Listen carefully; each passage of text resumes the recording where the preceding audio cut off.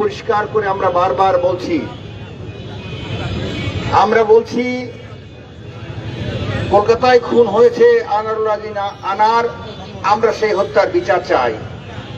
পাশাপাশি আমরা বলতে চাই, প্রকৃত যারা খুনি, যারা স্পটে খুন করেছে তাদের তালিকা কিন্তু পত্রপত্রিকায় প্রকাশ হয়েছে। যারা এর নেপথ্যে ছিল, যারা অর্থ দিয়েছে, যারা পরিকল্পনা করেছে, সবার নামই একে একে কিন্তু টেলিভিশন এবং পত্রপত্রিকায় এসেছে। আমাদের নেতা সাইদুল করিম মিন্টু আসামি হয়েছিল শিমুল ভূঁইয়া এবং কাজী কামাল আহমেদ বাবুর 164 ধারার জবানবন্দির মধ্য দিয়ে। গত 4 তারিখে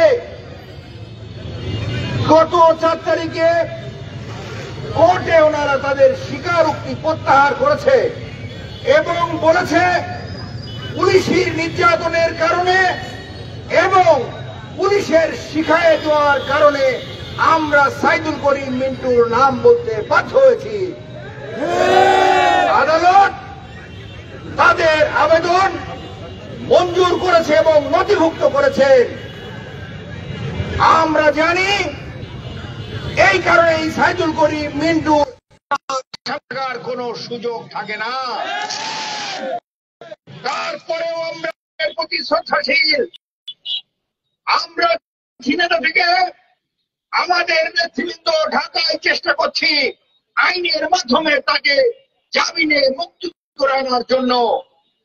আপনাদের কাছে শুধু বলি, আপনারা যারা সাইদুল করিম মিন্টুর কর্মী, আপনারা আপনাদের নিত্যদিনের কর্মের মধ্যে এই মিছিলকে রাখবেন, আপনাদের প্রতিদিনের কাজের মধ্যে এই সমাবেশকে রাখবেন এবং আপনাদের মাথার ঘাম পায়ে ছাড়ার প্রতিশ্রুতি আপনারা রাখবেন।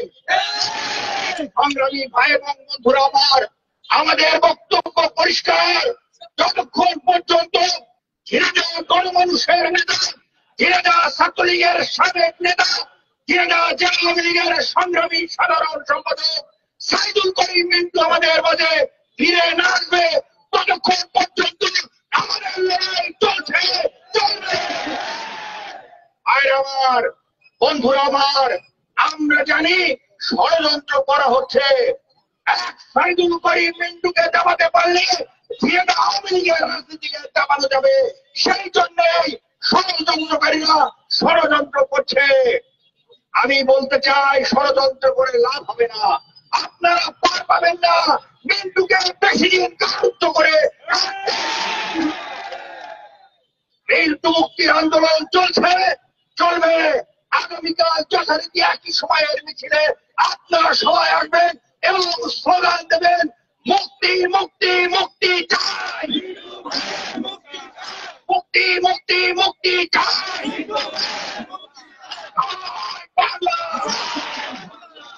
সবাইকে ধন্যবাদ।